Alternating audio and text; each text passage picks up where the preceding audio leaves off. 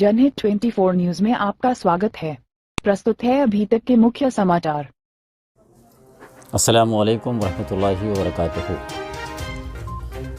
मैं सलीम बस्तवी अज़ीज़ी आज शब मेराज के ख़ास मौके पर जनहित 24 न्यूज़ के कार्यालय में सभी सुनने वालों को खैर मकदम करता हूँ कि आज शब मेराज की मुक़द्दस रात है।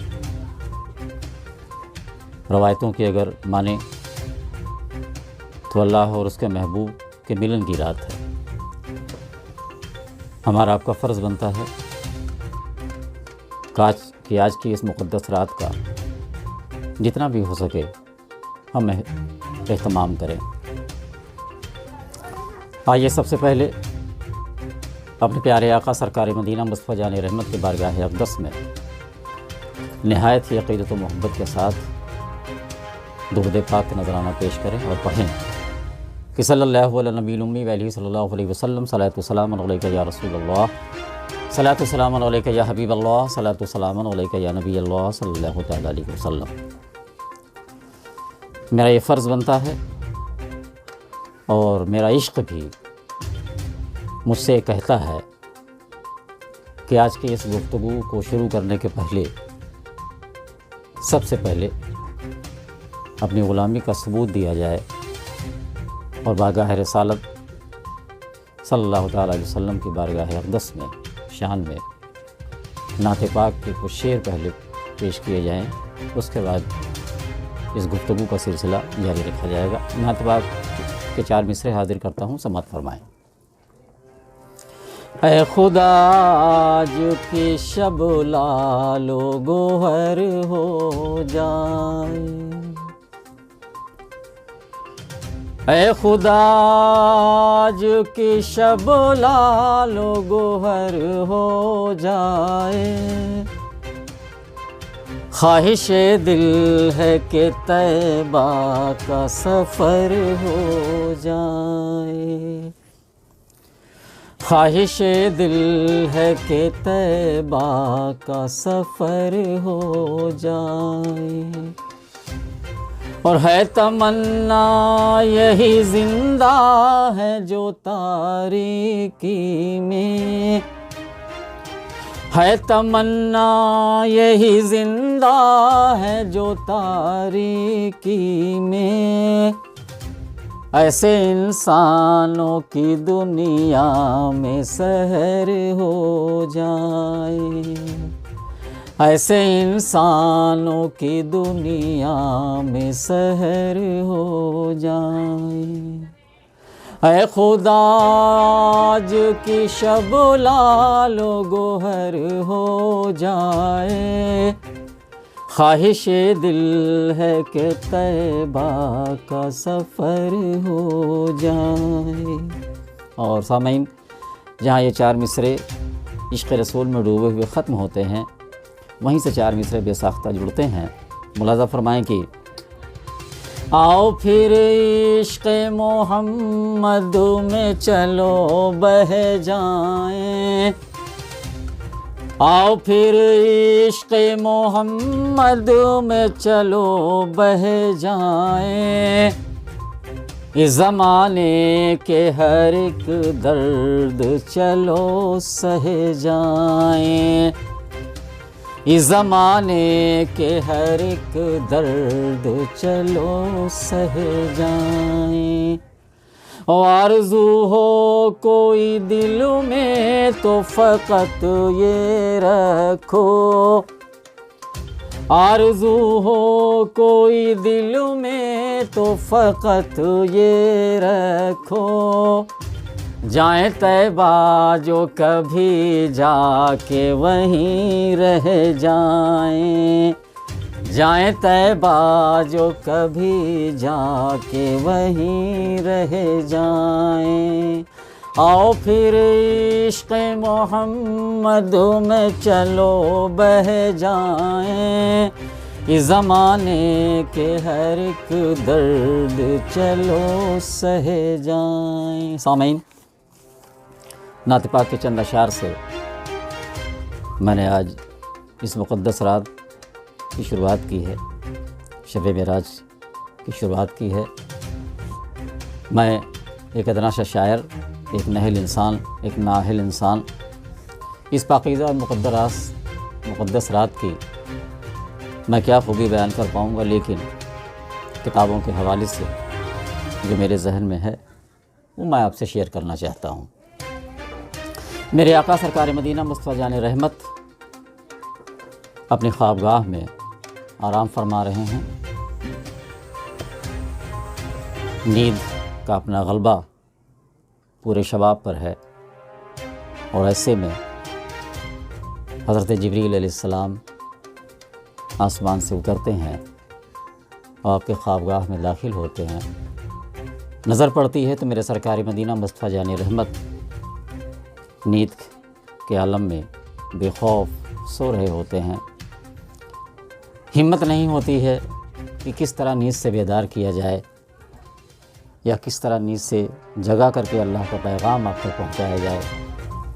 بہت ہی ادب کے ساتھ آپ کے پیروں کی طرف بڑھتے ہیں، اور بہت ہی ادب کے ساتھ پیروں کو دباتے ہوئے کچھ وقت گزرتا ہے، اور میرے سرکار کی آنکھ کھل جاتی ہے، اور حضرت جبریل علیہ السلام اللہ کا پیغام آپ کو سناتے ہیں کہ یا رسول اللہ، آج آپ کو اللہ کا ایک ایسا پیغام آیا ہے جو آج سے پہلے کسی بھی نبی یا کسی بھی انبیاء کرام کو یہ پیغام نہیں آیا۔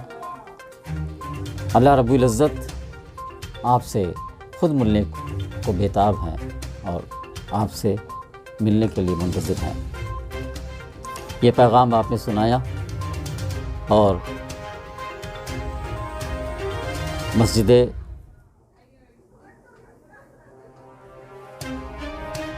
کعبہ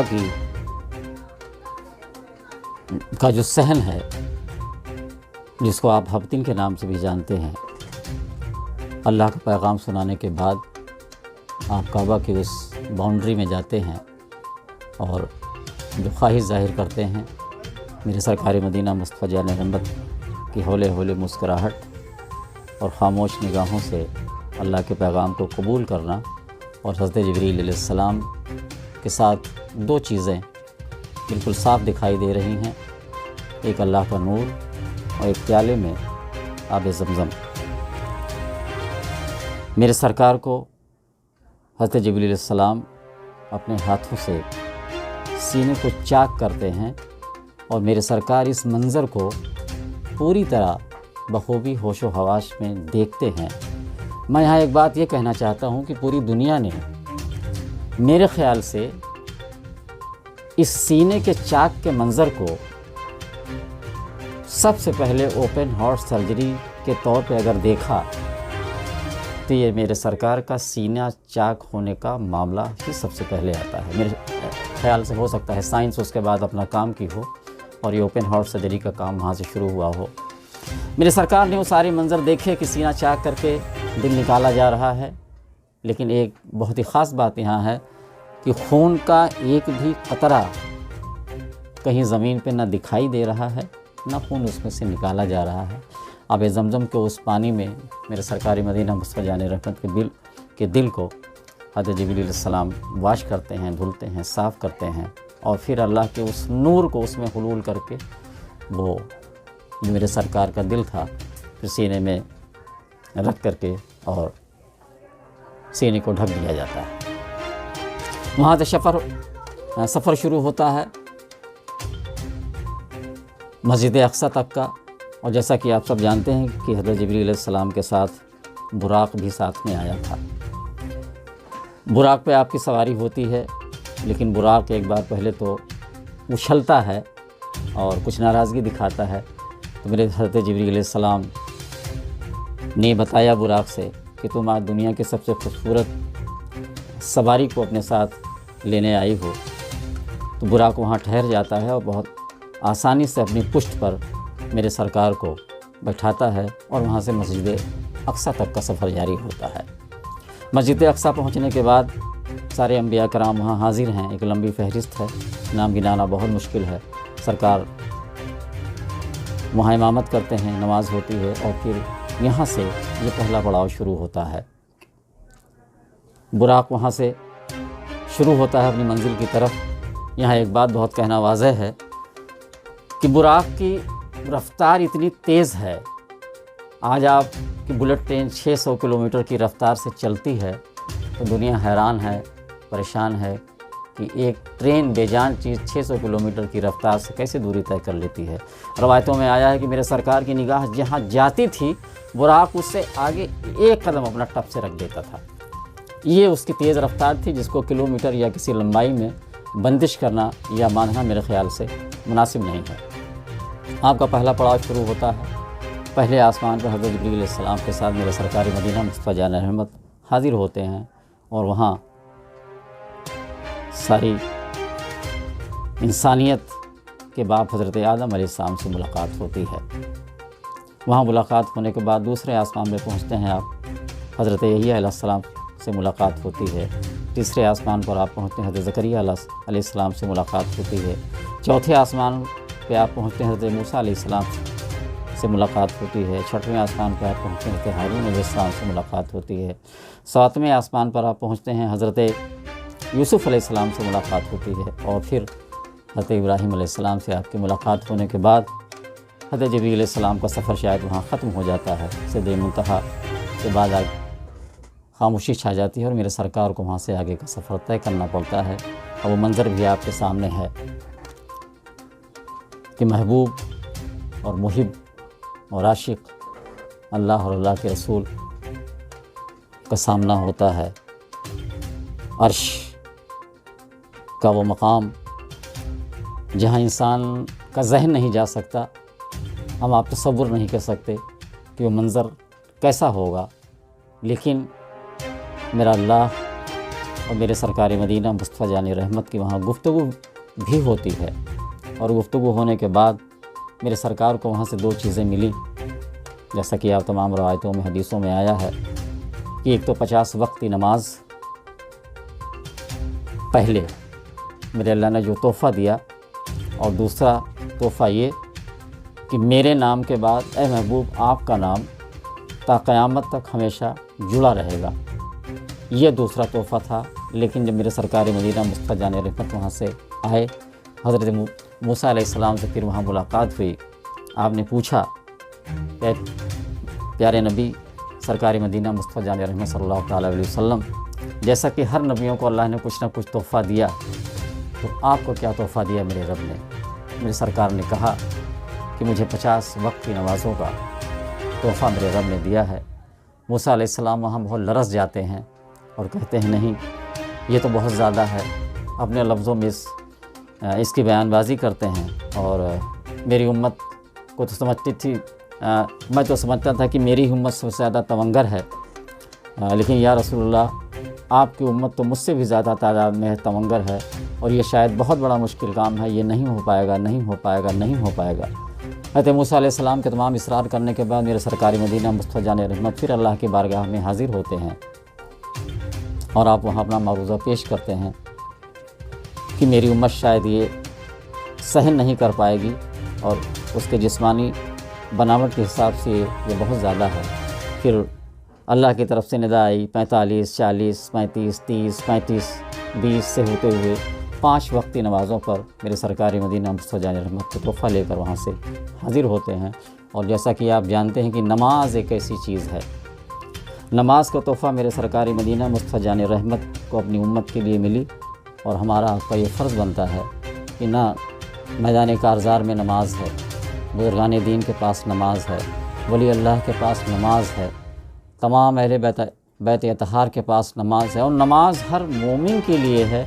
اگر ہم نماز چھوڑ دیتے ہیں تو میرے خیال سے اس دنیا میں ہمارا کہیں کوئی نام و نشان نہیں ہوگا، ہمارا کہیں کوئی پرس حال نہیں ہوگا۔ اس مقدس رات میں جو تحفے کی شکل میں، اس معراج، شب معراج کی شکل میں جو میرے سرکار کو جو تحفہ ملا، اگر ہم اس تحفے سے ناشنا ہو جائیں گے تو شاید ہمارے لیے یہ بہت اچھی بات نہیں ہے، اور ہمیں نمازوں کا اہتمام کرنا چاہیے۔ اور خاص کر آج ہی رات مغرب کے بعد جس گھر میں नवाफिल का अहतमाम होता है, कुरान का अहतमाम होता है, नमाज़ें पढ़ी जाती हैं। रवायतों में आया है कि 70,000 मलाइका उस घर के अंदर दाखिल होते हैं और अल्लाह रब्बुल इज़्ज़त के फैज़ान से सरफराज करते हैं।